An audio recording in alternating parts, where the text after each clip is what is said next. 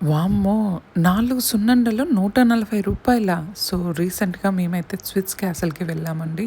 అక్కడ 4 సున్నుండలు రూ. 140 అనేసన్నారు. సో, మనమైతే ఇప్పుడు ఆ 4 సున్నుండలు 140 అయితే, ఇంట్లో చేసిన సున్నుండలు ఎంత పడుతుంది బెల్లం సున్నుండలు ఇప్పుడు మనం చూస్తాం.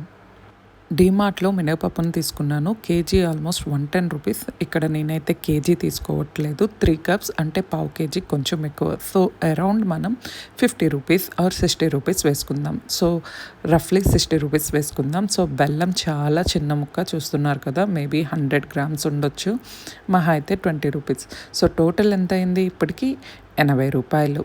సో, గుప్పెడు బియ్యం. ఇక్కడ రేషన్ బియ్యం తీసుకుంటున్నాను. సో, రేషన్ బియ్యం మనకి కిలో ఆల్మోస్ట్ రూ. 10కే వస్తుంది కదా! సో, చాలా తక్కువ ప్రైస్. అది మినిమమ్ రూ. 2 యాలకులు రూ. 10. సో, టోటల్‌గా మనకి రూ. 92 అయిందండి. ఘీ ఆల్మోస్ట్ మనకి రూ. 110 దగ్గర అయితే పడింది.